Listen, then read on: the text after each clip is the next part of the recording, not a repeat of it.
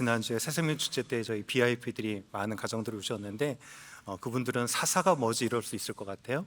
사사하면 뜻은 재판관이라는 뜻입니다. 그런데 이스라엘의 다윗과 같은 왕이 다스렸던 왕정시대 이전에 의사의 최종 결정권을 가졌던 자를 우리는 사사라고 합니다. 성경의 사사기에 등장하는 사사가 12명인데 그 사사 중에 가장 유명한 사사 한 명을 꼽으라면 삼손을 꼽을 수 있을 것 같아요. 삼손과 데릴라라고 하는 영화로도 만들어지고 오페라도 있죠. 그 정도로 삼손의 삶은 정말 다이나믹하고 드라마틱한 그런 삶을 산 것이 삼손입니다. 그래서 삼손은 정말 유명한 사사 중에 한 명이라고 이렇게 꼽을 수 있겠죠. 그런데 우리는 흔히 삼손하면 이런 이미지들 떠올리지 않을까요? 괴력을 가진 사나이 이러면서 맨손으로 사자를 찢어 잡아 죽이다 이런 거 떠올릴 수도 있고요. 그렇지만 여인에게 유독 약했던 삼손 이렇게 떠올릴 수도 있고, 아니면 실패한 인생을 떠올릴 수도 있겠죠. 왜 그렇죠? 그의 인생의 마지막은 두 눈이 뽑힌 채 블레셋에서 맷돌을 가는 그런 신세로 살았던 게 삼손이죠. 이렇게 파란만장한 삶을 살았던 삼손, 그런데 오늘 본문에서는 그나마 그의 면모를 보면서 사사답다 라고 느낄 수 있는 부분이 등장합니다. 오늘 삼손과 관련해서 그가 일으켰던 기적 두 가지가 묘사되고 그에 관련돼서 단어 지명 두 개가 등장합니다. 첫 번째가 뭐냐면 라맛 레히라는 히브리어가 등장을 해요. 삼손이 나귀 턱뼈를 가지고 블레셋과 싸워가지고 무려 1000명을 죽이면서 더미를 막 쌓고 그 더미를 뜻해서 라맛 레히라라고 했어요. 라맛 하면 높은 곳, 산이라는 뜻이 있고요. 레히 하면 이것은 무슨 뜻이냐면 턱뼈라는 의미가 있어요. 그래서 라맛 레히 하면 무슨 뜻일까요? 턱뼈의 산이다 라는 뜻이 되는 거죠. 그리고 두 번째 지명이 등장하는데 엔 학고레라고 되어 있어요. 이제 이 싸움에서 삼손이 열심히 싸워가지고 승리를 거두고 나서 목이 너무 마른 거예요. 그래서 하나님께 부르짖자 하나님께서 바위에 움푹한 곳을 깨트리셔가지고 물을 내게 해가지고 그 물을 먹고 소생케 되어졌다라고 해서 삼손이 붙인 이름이 뭐냐면 엔 하코레입니다. 엔 하면 셈이에요. 엔게디 이런 얘기 들어봤죠? 그러면 게디의 셈이라는 뜻이거든요. 그래서 엔 하면 셈, 하코레 하면 하하면 정관사 더입니다. 그리고 코레 하면 이거 무엇이냐면 부르짖는 자라는 뜻이에요. 그럼 정확히 무슨 뜻이 됩니까? 엔 하코레 하면 그 부르짖는 자의 셈이라는 뜻이 되는 거죠. 그런데 흥미로운 것은 라만레이의 승리와 에나코레의 부르짖음의 셈 사이에 절묘하게 하나가 딱 끼어져 있는 게 그게 무엇이냐면 삼손의 타는 목마름이 딱 그 사이에 끼어 있어요. 그 목마름이 주는 고통이 얼마나 고통스러웠던지 삼손이 정말 하나님 죽겠습니다 이렇게 얘기했거든요. 자, 그러면 과연 삼손은 왜 이렇게 죽을 것 같은 목마름을 느낄 수밖에 없었을까? 자, 오늘은 설교 초반부지만 한번 객관식으로 한번 제가 내볼게요. 한 4가지를 들 텐데 과연 무엇 때문인지 한번 생각해 보세요. 첫 번째, 날씨 때문이었다. 아니, 두 번째, 그의 열심 때문이었다. 세 번째, 외로움 때문에 그랬다. 이상하죠? 점점 번호가 더해질수록 답일 것 같아야 되는데 4번, 그의 교만 때문이었다.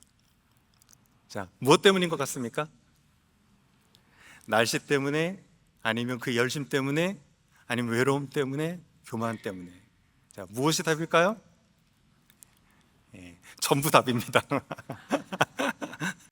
자, 하나씩 살펴보면 곧 날씨는 이 캘리포니아와 비슷한 사막 기후죠. 한여름 때 무척 덥고요. 그때 물을 마시지 않으면 당연히 탈수 증상이 일어나면서 목마를 수밖에 없어요. 그런데 그는 오늘 열심히 싸웠습니다. 몇 명을 죽였냐면 1000명을 죽였어요. 5초에 한 명씩 때려잡는다고 해도, 나기턱뼈로 5초에 한 명씩 때려잡는다고 해도 얼마가 걸리냐면 1분 23초가 걸리더라고요. 아니, 1시간 23분이 걸리더라고요. 그러니까 1시간 23분 동안 계속 낙이 턱뼈로 휘둘리다 보니까 그 열심이 당연히 무엇으로 이어질 수밖에 없을까요? 목마를 수밖에 없겠죠. 이렇게 목마른 상황 가운데서도 그에게 물을 전해주는 사람이 있었다면 어떻게 됐을까요? 목마르지 않았을 거예요. 그런데 그는 물을 전해주는 사람 한 명도 없는 외로운 상황 가운데 빠져 있습니다. 자, 왜 그러냐면 실은 이 스토리는 김나연을 사랑했던 삼손이 이제 그 장인과의 갈등에서부터 시작되거든요. 딥나연에게서 잠깐 떠나온 사이에 장인이 그 딥나연을 다른 사람에게 줘버렸어요. 그리고 여기서 시작된 갈등으로 삼손이 한 행위가 무엇이냐면 여우 300마리를 잡아가지고 그 꼬리에 횃불을 딱 달아가지고 밭으로 몰아버렸습니다. 그러니까 이거 밭으로 흩어진 여우들이 어떻게 되냐면 밭도 태우고 포도원도 태우고 모든 감람나무도 싹 태워버린 겁니다. 자, 그리고 나서 블레셋 사람 몇을 쳐 죽이고 지금 이제 바위 사이에 딱 숨어 있어요. 에단 바위라는 곳에 딱 숨어 있습니다. 그래서 그를 잡기 위해서 블레셋이 레히라고 하는 곳에 많은 수가 진을 쳤거든요. 이제 무슨 일이 그런데 펼쳐지냐면 그를 잡아서 친히 갖다 바친 사람이 누구냐면 바로 유다 사람들이었어요. 동족 유다 사람들이었다고요. 블레셋이 자기를 칠 것 같으니까 이제 유다 사람들이 꾀를 쓰는데 네가 블레셋이 우리를 다스리는 걸 모르냐? 라고 하면서 삼손에게 가가지고 내가 너를 잡아서 블레셋에게 넘겨주겠다라고 했어요. 그래서 다름 아닌 유다 사람 동족 손에 딱 잡혀가지고 어떻게 되냐면 블레셋 사람들에게 넘겨졌어요. 삼손은 사사였고 그 시대의 영웅이었을지는 모르지만 이렇게 외로운 삶을 살아갔거든요. 그런데 제가 이 세 가지보다 그가 목말랐다는 가장 큰 근본의 이유는 네 번째 이유, 교만 때문이라고 생각합니다. 자, 오늘 본문 말씀 15절 말씀부터 이제 한번 보는데요. 이렇게 되어 있습니다. 삼손이 나귀의 새턱뼈를 보고 손을 내밀어 집어들고 그것으로 1000명을 죽이고 이르되 나귀의 턱뼈로 한 더미 두 더미를 쌓았으며 나귀의 턱뼈로 내가 1000명을 죽였도다 하니라. 그가 말을 마치고 턱뼈를 자기 손에서 내던지고 그곳을 라만네이라 이름하였더라. 그리고 마저 바로 나타나는 게 뭐냐면 삼손이 어땠다고요? 심히 목이 말랐다라고 되어 있어요. 그 더미를 보고 나서 이 더미를 향해서 내가 싸워서 이겼다라고 해서 라만네이라고 딱 하는 순간 어떻게 됐냐면 바로 목이 말랐다라는 표현이에요. 자, 그러면 정말 이 일이 삼손이 한 일인가 한번 따져보기를 원합니다. 자, 삼손이 가지고 있었던 무기는 무엇이었죠? 낙이 새 턱뼈라고 되어 있어요. 그렇죠?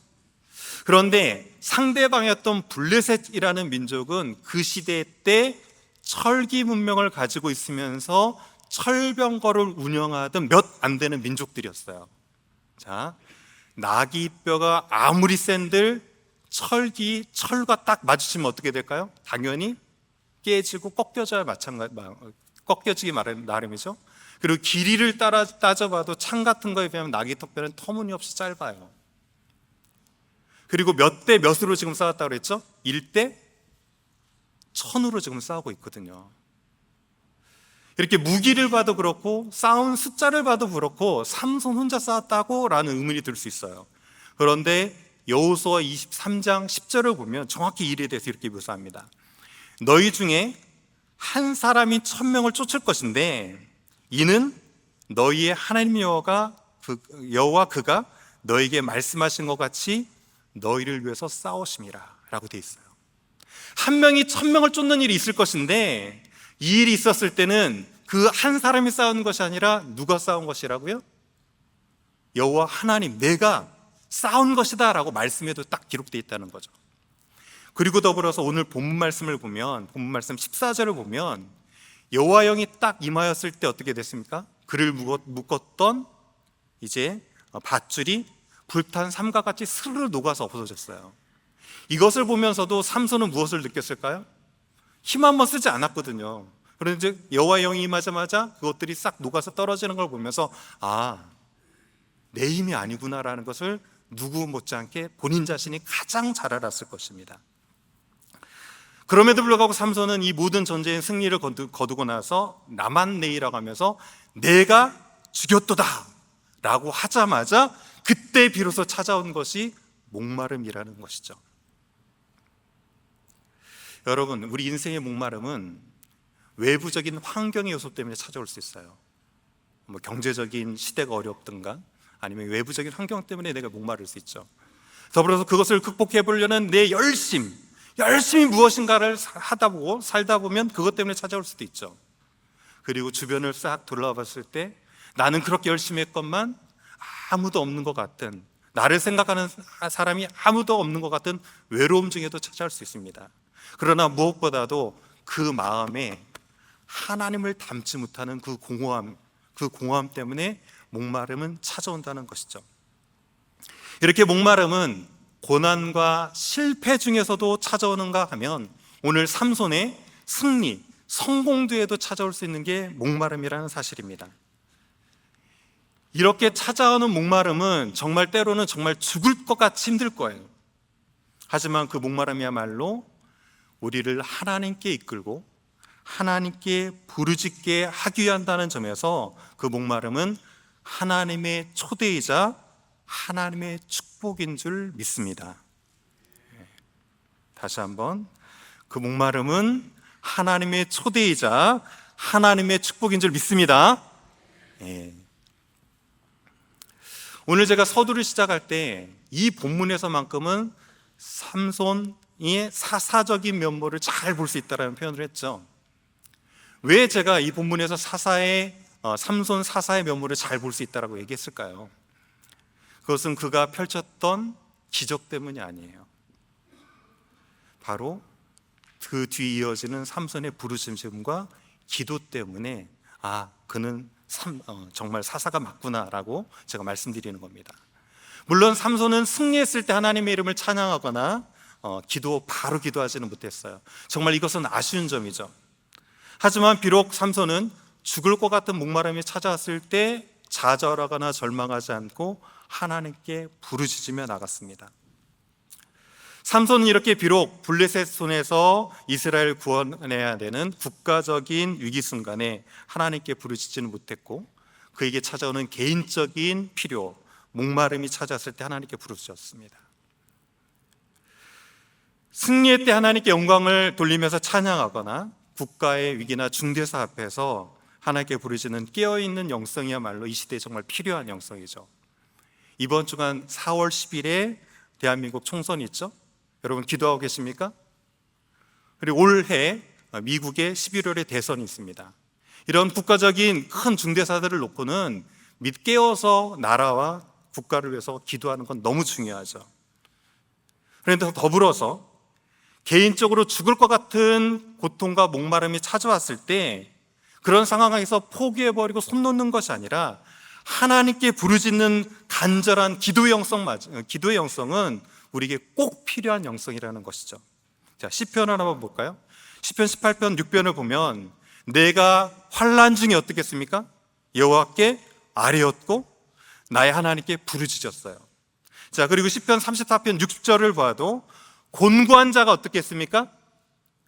곤고한 자가 하나님께 부르짖음에라고 되어 있고요. 시편 81편 7절을 봐도 내가 고난 중에 어떻게 했다? 부르짖었다라고 되어 있어요. 고난 중에, 환난 중에 목마를 때, 곤고할 때, 공허할 때 포기하지 않고 좌절하지 않고 하나님께 나가서 부르짖는 것이 영성이라는 것이죠. 요즘 이제 김한영 목사님께서 Mighty God, Mighty Prayer 기도 시리즈를 주일 설교로 이어가시고 계시죠. 그래서 오늘은 제가 삼손의 기도를 좀 살펴보려고 합니다. 자, 그 순간에 삼손이 뭐라고 기도했는지 그 기도의 내용이 18절 본문입니다. 자, 18절 본문을 다 같이 한번 읽어봅니다. 시작. 주께서 종의 손을 통하여 이 큰 구원을 베푸셨사오나 내가 이제 목말라 죽어서 할례 받지 못한 자들의 손에서 떨어지겠나이다 하니. 자, 이렇게 돼 있는데 이것을 제가 원문에 맞게 그대로 한번 번역해 볼게요. 18절 제가 한번 번역해 보겠습니다. 그리고 그가 매우 말랐다, 목말랐다. 그리고 그가 여호와를 불렀다. 그리고 그가 말하였다 라고 돼 있고요. 이제 그가 구체적으로 말한 내용 세 가지입니다. 당신께서 당신의 종의 손에 이 큰 승리를 주셨습니다. 그리고 이제 제가 목마름으로 죽게 되었습니다. 그리고 제가 할례 받지 않은 자들의 손에 떨어지겠습니다 라고 되어 있어요. 자, 보면 이렇게 되어 있습니다. 그가 매우 목말랐다. 그리고 그가 여호와를 불렀다. 그리고 말하였다라고 되어 있어요. 흥미로운 것은 우리말 성경에는 부르짖었다로 끝나 있지만 이렇게 되어 있죠. 그가 여호와를 불렀고 그리고 말하여서 기도하였다는 내용이 이어졌어요. 마치 우리가 기도하기 전에 주여 삼창을 외치는 것처럼 삼손은 기도하기 전에 어떻게 했습니까? 여호와를 먼저 부른 거예요. 자, 뭐라고 불렀을까요? 여호와 엘샤다이라고 하면서 전능하신 하나님의 이름을 불렀을까요? 여호와 리시라고 하면서 승리의 깃발 대신 나의 하나님 이렇게 불렀을까요? 아니면 하나님 아버지 뭐라고 불렀는지는 저도 모르겠어요. 아무튼 하나님을 간절한 마음으로 의지하면서 부르짖은 이후에 세 가지로 나눠서 기도했어요. 자, 우리말 성경에는 한 문장으로 되어 있지만 세 개로 나눠서 이렇게 이제 구체적인 기도를 삼손은 드렸는데, 그래서 오늘은 이 세 가지 기도 내용을 보면서 우리가 어떻게 기도할 것인가를 살펴보기 원합니다. 그가 첫 번째, 당신께서 당신의 종의 손에 큰 승리를 주셨습니다 라고 기도했는데, 이것을 보면서 우리는 이렇게 기도해야 됩니다. 주여, 하나님께서 하셨습니다. 하나님, 내가 한 것이 아닙니다 라는 기도가 필요하다는 것이죠. 그런데 우리는 나도 모르게 내가 했다라고 하면서 라만레이의 언덕을 쌓을 때가 참 많죠. 한번 여러분의 삶을 쭉 들어보십시오. 이민 와서 이만큼 먹고 여유를 누리면서 지금 이곳에서 지낼 수 있는 이유가 누구 때문입니까? 라고 생각해 보면 혹시 그것을 놓고 와이프 때문입니다 이럴 분이 계신가요? 자, 이러면 제가 공처가라고 해야 될지 애처가라고 해야 될지 모르겠어요. 대부분의 남자분들은 어떻게 대답을 할까요? 정말 어려웠지만 내가 가족을 위해서 이 한 몸 불사르면서 죽기 살기로 앞만 보고 달려왔기 때문에 그나마 지금 우리가 이렇게 살고 우리 자식도 이만큼 사는 거지 라고 하는 생각이 든다면 그분은 나만의 언덕을 쌓으신 거예요. 더불어 우리 자녀들을 보면서 우리 자녀들이 좋은 대학에 진학하거나 아니면 결혼을 하거나 좋은 취업의 직장을 얻은 거 보면서 내가 그렇게 없는 시간 쪼개가지고 나이도 열심히 해주고 때때마다 기도해주고 용돈 줘서 우리 딸, 우리 아들이 그만큼 사는 거지 라는 생각을 지금 혹시 했다면 그분 또한 나만의 언덕을 쌓으시는 것이죠. 아니면 오늘 이렇게 건강한 몸으로 하나님께 예배하러 나올 수 있는 축복이 있었는데 내가 이렇게 몸 건강한 것은 다이어트를 잘해가지고 먹고 싶은 것도 안 먹고 절제를 잘했고 때때마다 골프도 치고 운동도 열심히 해가지고 내가 몸을 잘 관리한 덕분이지 라고 생각하는 생각을 하셨다면 그분 역시 나만의 언덕을 쌓으신 분들이에요. 아니면 심지어 내 믿음이 이 정도 잘할 수 있었던 것은 내가 여러 교회들 가운데 잘 교회를 찾아서 베델교회라는 곳을 찾아냈고 더불어서 그 교회 내에서 있는 훈련들을 열심히 받고 어떻게든 봉사하고 섬기려는 노력을 했기 때문에 지금 나의 믿음의 상태가 이 정도 된 것 아니냐라고 생각하셨다면 그것 또한 나만의 언덕을 쌓으신 거예요. 주일 설교 준비를 정말 열심히 했습니다. 너무 열심히 하다 보니까 지난주 금요일 날 설교 준비가 다 끝났거든요. 그래서 나머지 한 주간 동안 기도하고 또 저 나름대로 음식 조절도 좀 하고 책도 좀 읽고 그랬어요. 정말 열심히 준비했어요. 그런데 이렇게 준비해놓고 설교 내가 준비했다라고 하면 저 또한 나만의 언덕을 쌓는 거죠. 알고 보니까 주일 강단에 서는 것 자체가 참 큰 축복이에요.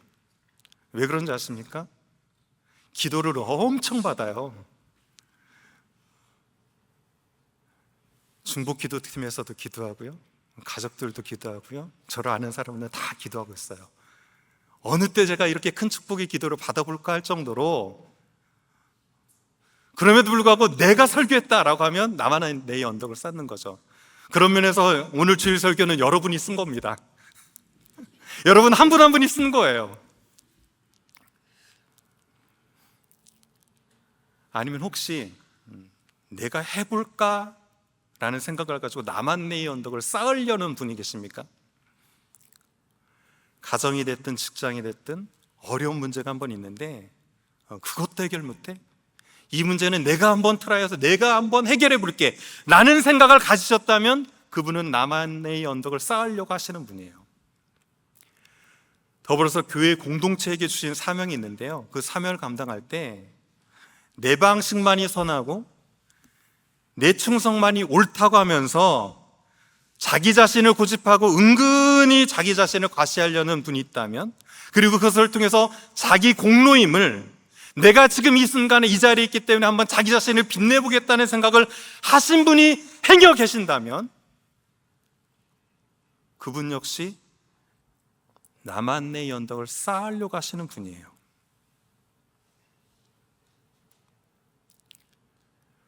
우리의 모든 것들을 되돌아보면 하나님이 하셨고 하나님이 장차 하실 것입니다. 그렇게 우리 모든 것이 하나님의 은혜인 줄 믿습니다. 우리는 하나님의 종일 뿐이고 우리는 하나님의 도구에 지나치지 않습니다. 그러기에 우리는 주여 하나님께서 하셨습니다 라는 기도가 필요한 것이죠. 자, 두 번째로, 제가 이제 목말라 죽겠습니다 라는 이 삼손의 기도 앞에서는 하나님, 저는 연약한 자입니다. 주의 도움 없이는 살 수가 없어요 라는 기도가 필요하죠. 아마 삼손은 턱뼈를 휘두를 때마다 나가 떨어지는 블레셋 사람들을 보면서 마치 자기가 뭐라도 된 양 착각했을 수 있습니다.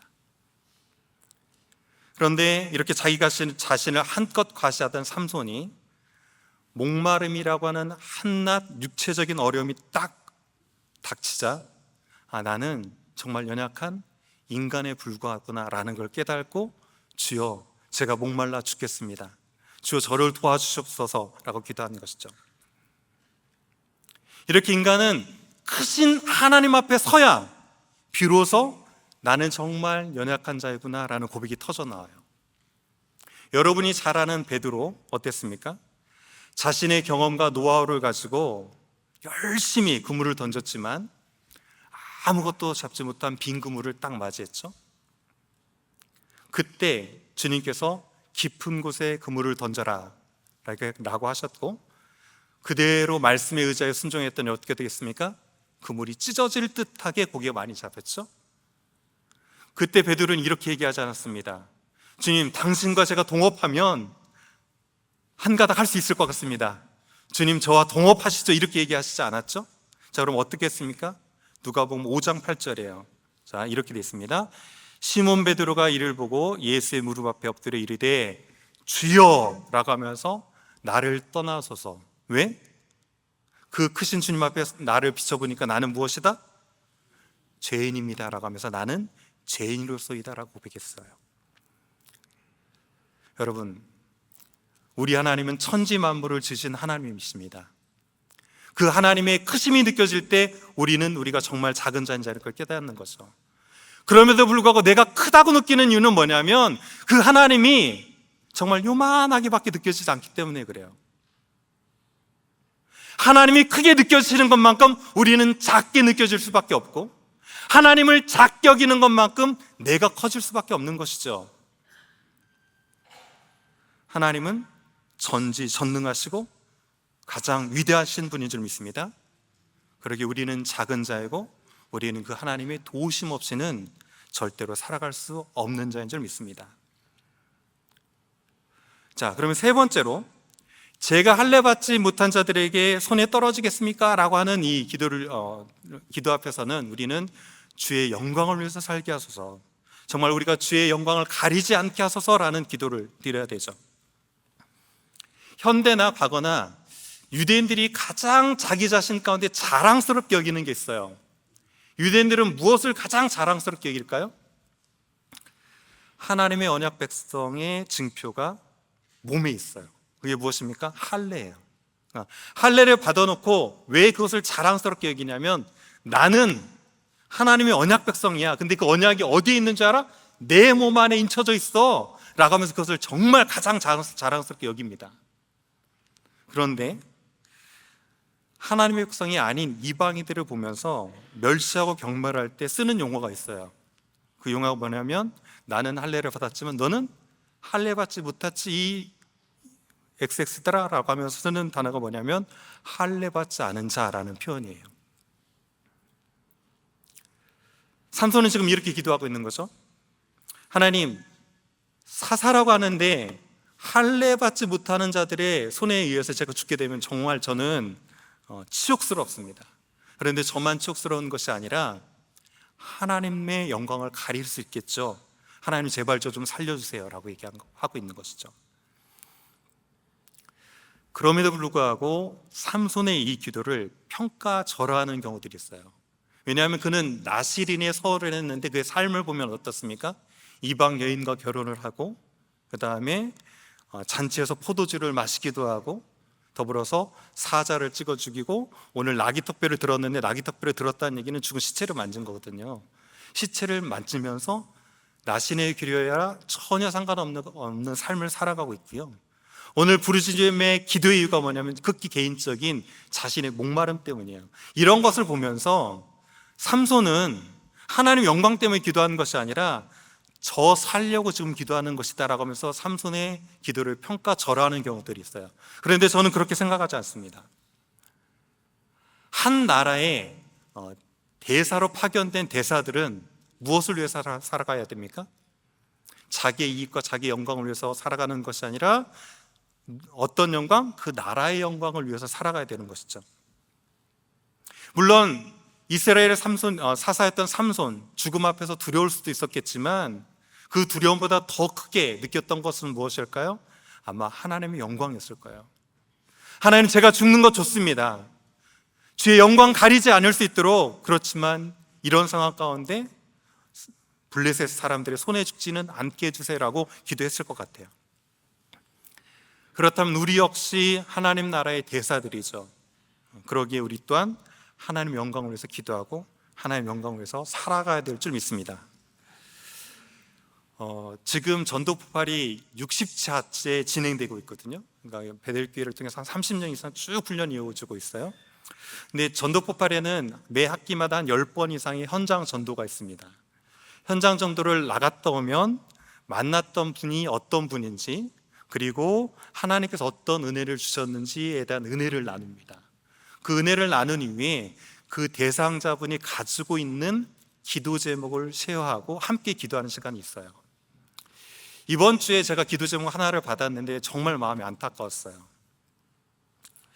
50대, 이제 올해 50살 딱 되셨더라고요. 50대 주부분이시고 복음을 전해본 결과 이미 신자분이었어요. 근데 그분이 앓고 있는 병이 있는데 저는 처음 들었습니다. 림프관 평활 근종증이에요. 처음 들어보시죠? 가임기 여성, 특별히 20대에서 40대까지만 걸리는 여성에게만 있는 희귀병이고요. 이 희귀병이 걸리면 폐 기능이 점점 떨어져요. 이분 같은 경우는 폐 기능이 80%에서 지난 주간에 20%까지 떨어지는 상황 가운데 있다고 하셨습니다. 그런데 그분 이런 기도 제목을 부탁해 오셨어요. 제가 한번 읽어드릴게요. 폐 기능이 계속 떨어지고 있어 호흡이 어렵고 뼈도 약해지고 있습니다. 폐 기능이 회복되어 건강을 다시 찾아 하나님께 영광 돌릴 수 있도록 기도해 주세요 라는 기도 제목을 주셨어요.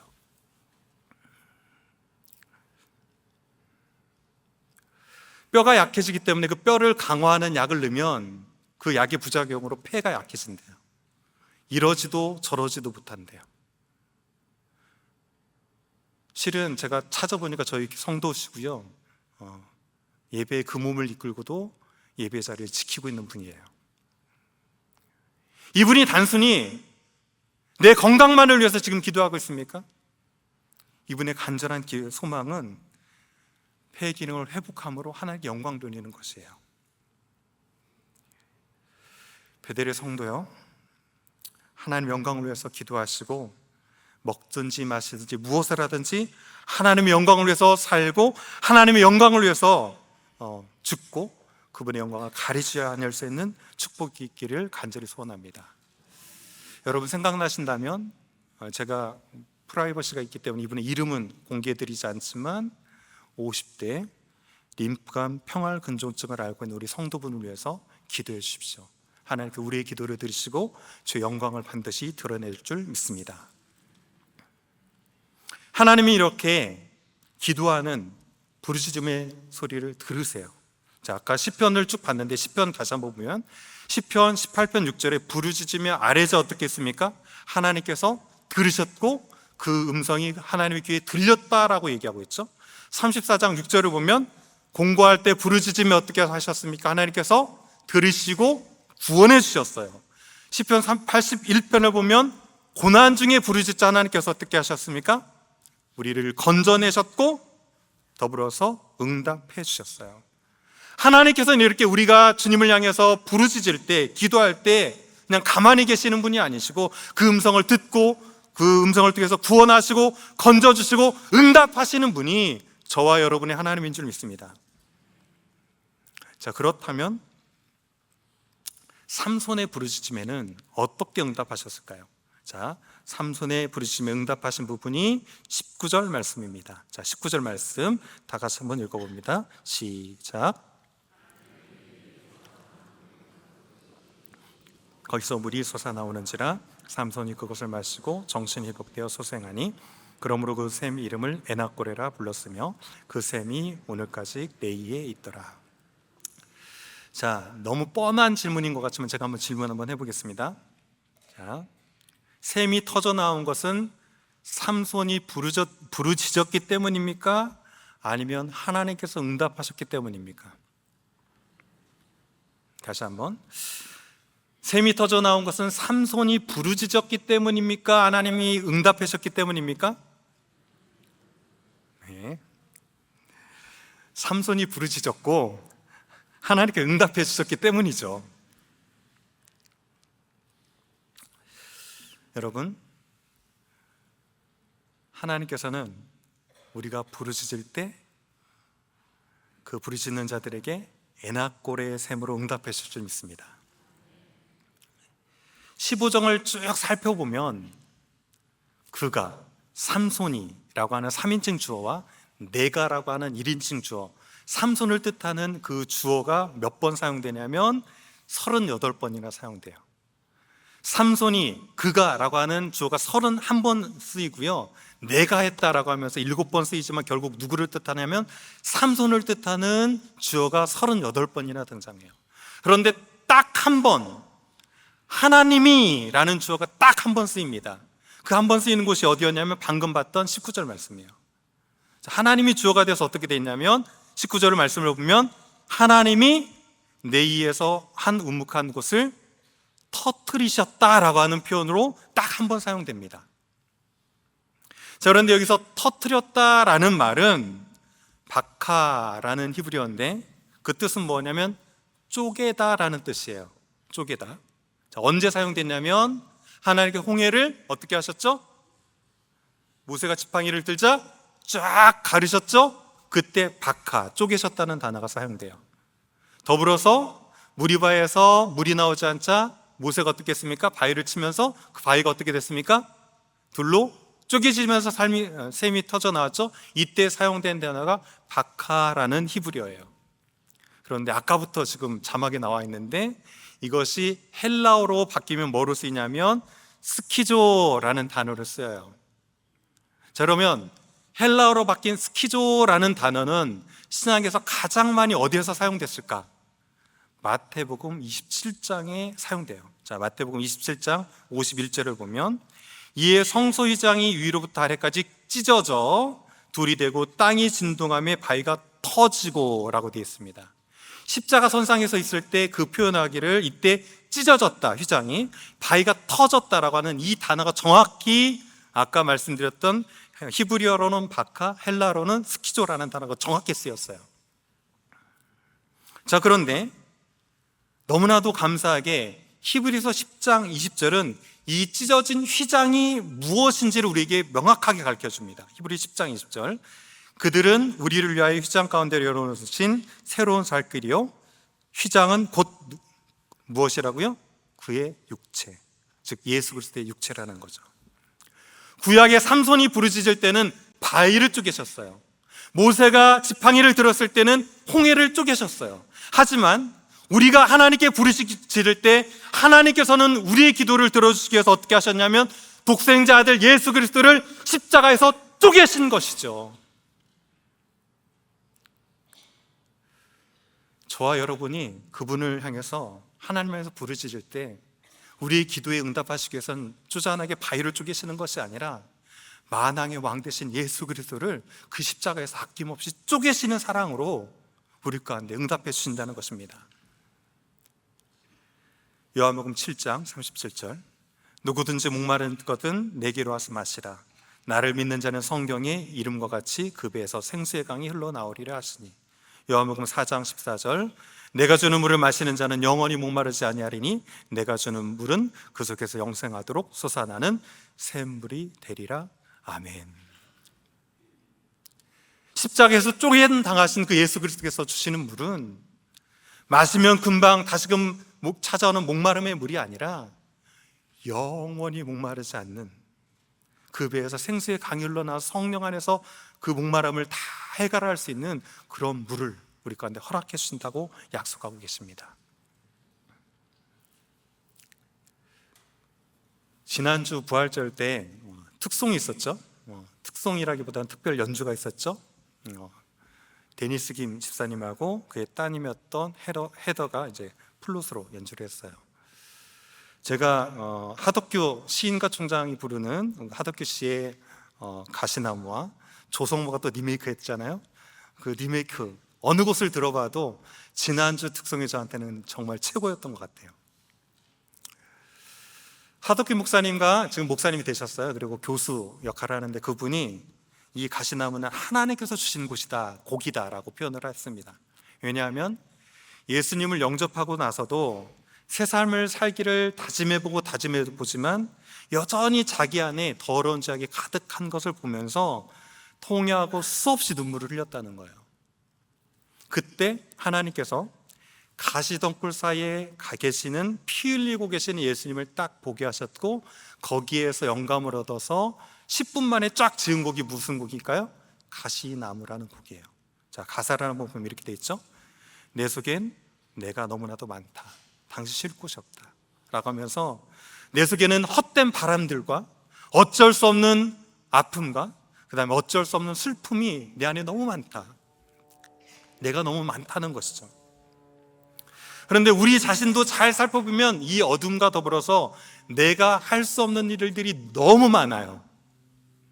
저만 그런가요? 아니듯이 저를 쳐다보시는데 여러분들도 여러분 안에 어쩔 수 없는 일들이 많이 있으시죠? 네. 아닌데요 이렇게 쳐다보지 마시고 어떠세요? 여러분들 안에도 여러분이 어쩔 수 없는 일들이 많이 있으시죠? 그런데 대부분의 문제는 어디서 터지냐면 그 문제를 내가 해결하려고 하는 데서 터져요. 누군가에 맡기지 못하고 믿어주고 신뢰하는 관계에서 맡기지 못하고 왜 그걸 그렇게 해? 이건 이렇게 해야 돼 라고 할 때 문제가 터지고 정말 인간이 할 수 없는 일들을 부여잡고 끝까지 내가 해보겠다고 하는 데서 대부분 다 일들은 터져요.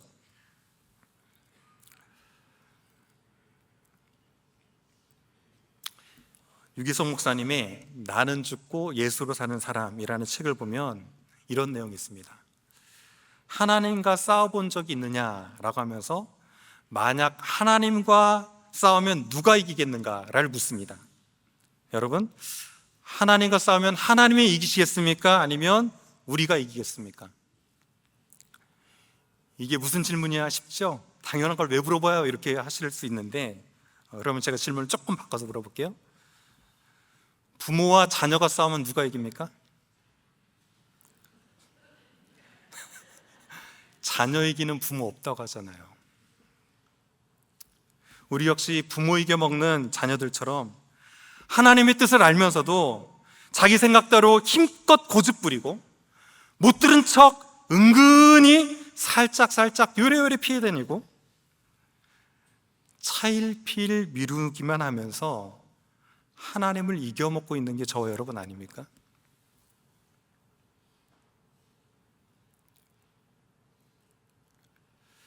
기도는 하나님께 항복하는 거예요.